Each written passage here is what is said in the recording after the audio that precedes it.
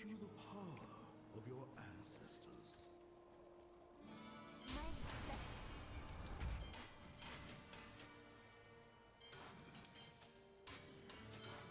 Ancient. Ooh, that's nice for God DH.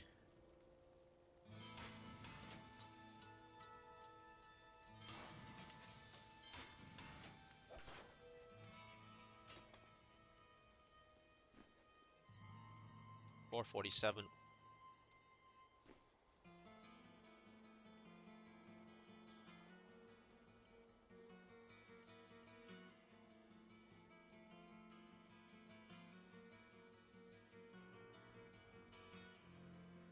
All right, so I'll wait for my ad to go over just in case it hit an ad.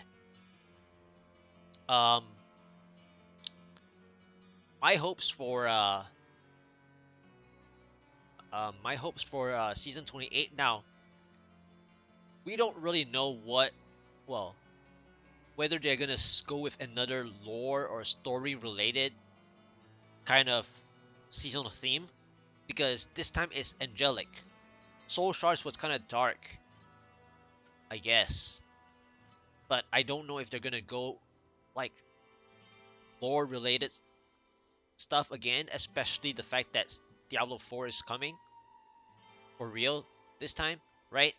So I don't know if it's gonna be a lore related thing potentially, or or let's say season 24 and this season are kind of similar, right? Season 24 was ethereals, where there's like lots of more powers of your class at random. So there were like about 10 different skills that could have been the roles on that one item. Those three ethereal per class, right? This season is more narrow.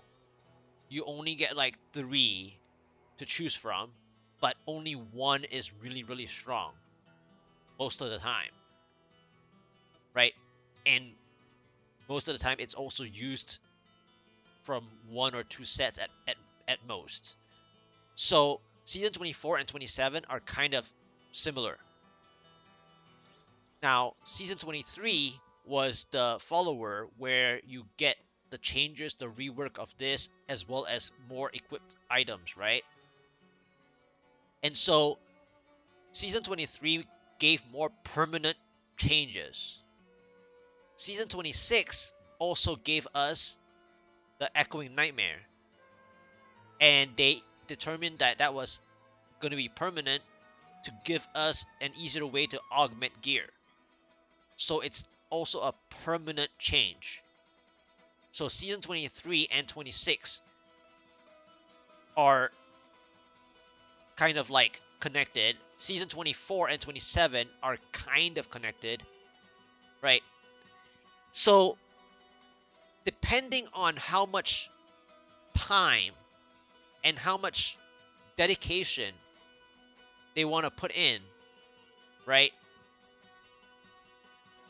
In a way that it's still interesting, but it's not overworked, because Diablo 4 is trying to you want to progress towards wanting other people to also play the new one. So even if it's different teams, so to speak, even if it is, right? You don't want to draw the attention away from the beginning, like day or two, with the ending push of a really good season necessarily.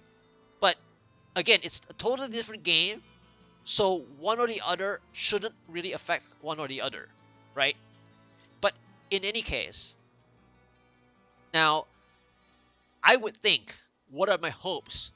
I hope that they're gonna bring in a previous season's um like half of a previous season's thing to mesh together with something new, kind of like the Echoing Nightmare-ish kind of thing, but in a different sense. Or just like before this season started, they finally reworked the Member of Twilight, right? So there are still items.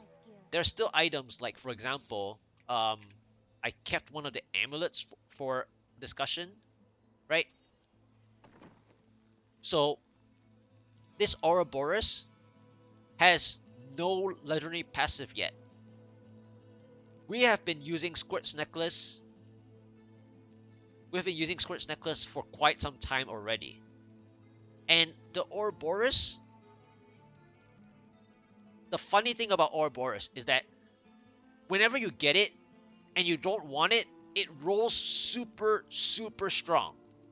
Like, and I mean, like, normally you get to see Ouroboros roll really offensive stats. Sometimes almost like you wish you had the right drop with said Ouroboros for your actual amulet that you're using, right? So I have a feeling that they could possibly be working on yet another rework of an item. Now, I don't know how long they want people to use Squirt's Necklace every time. Because why? Flavor of Time, when they added the Emanate from season 23 or whenever it was,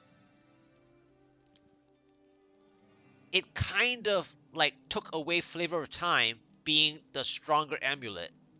Now, there is still Flavor of Time being played in group play and the Echoing Nightmare.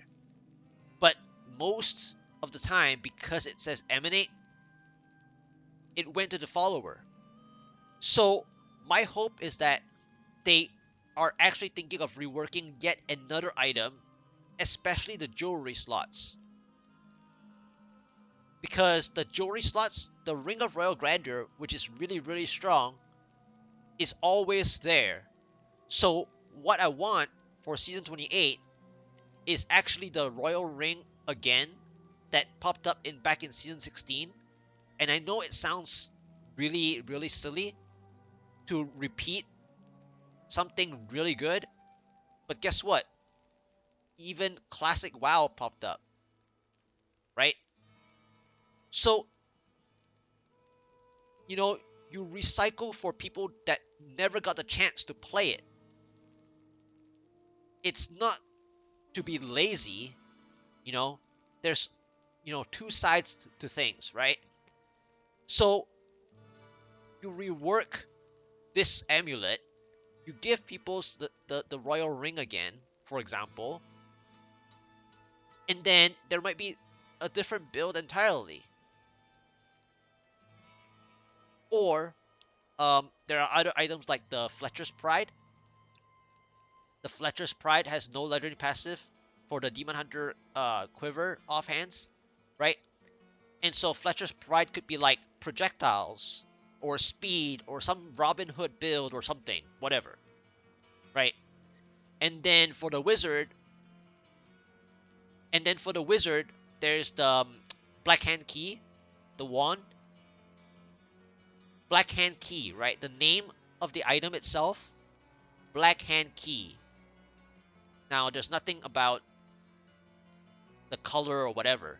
Black Hand Key is a key, like a master key, to open black holes, right? Because black hole is one of the skills for the wizard, right? So it could rework that item as well, and so on and so on. So there is like multiple reworks possible, just like this season where at the end of the patch they decided to, they hyped up Tal Rasha, but when it was tested it was still underwhelming. So then it was between like like some people said that there was a possibility of a shoulder piece being reworked for, hopefully helping the Tal Rasha a bit, but then it ended up being the Member of Twilight, the helmet, right? Which also controlled a bit of the Guardian set, so they kind of like, understood like the limitations and, to avoid overpowering something as well by giving people like a way to like have a split decision rather than like a definitive decision where it's like, oh, look at this, we mix this, 5 things, and then this build is just over the top now. I mean, it still kind of is. The build itself is really strong, but like, if it was like on a shoulder piece, it would have probably been even more broken to the point where it was like season 22 when the Bone Spear Necro was like super like, quadrillion damage, you know, like, just it's kind of like these speed runs, right? You do the Wave of Light speed runs where you're doing GR120 or GR130s in the time of GR90s. I mean, speed runs getting better, getting smoother, faster speed runs at a higher tier is good for, you know, gaining paragons and just helping people out that don't have the time to play. It helps that.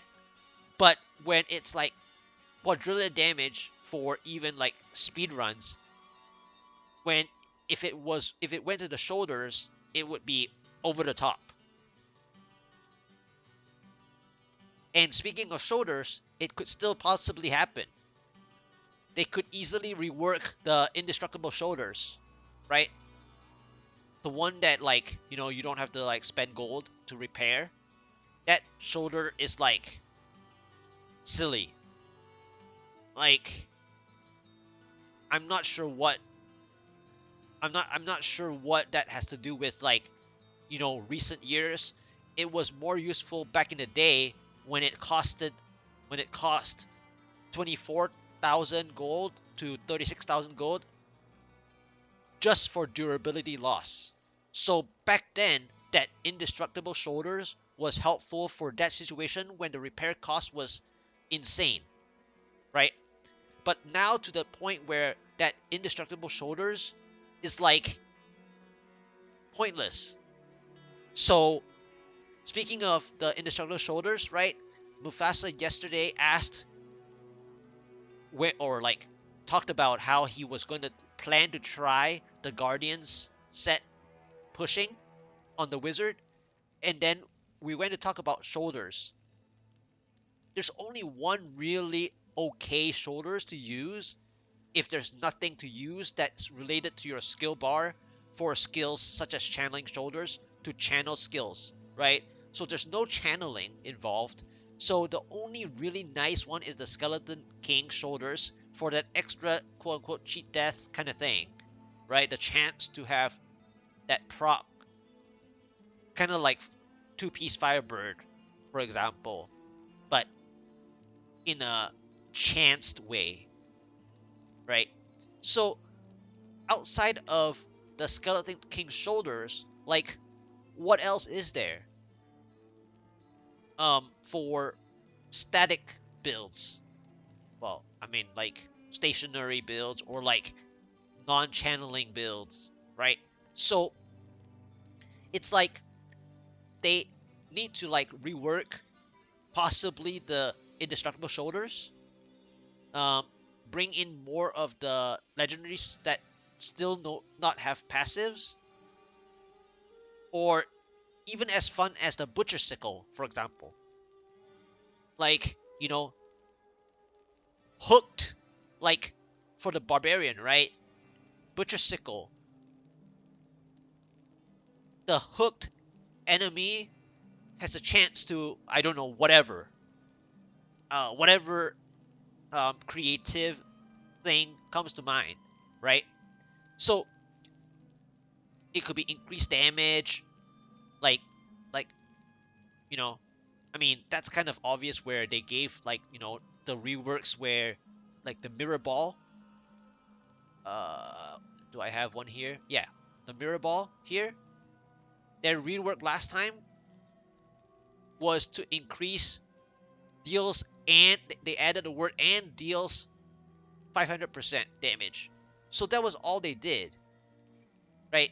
And they have been doing that pretty often, actually, or recently, to motivate people to play You must choose my skill. like a little bit off meta, as well as to continuously increase damage, which helps speedruns, more or less. But instead of just also increasing damage percent, they could do something else, right? So like Butcher Sickle, it could be a different effect entirely. I don't know. So anyway, like I'm just hoping for more like um items reworked. Uh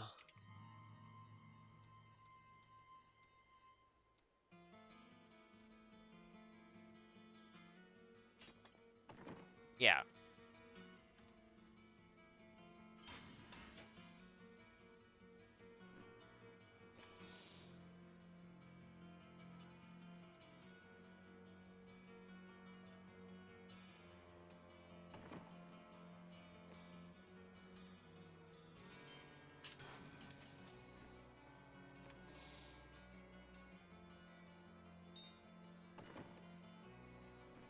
Fortune favors the bold. See you soon.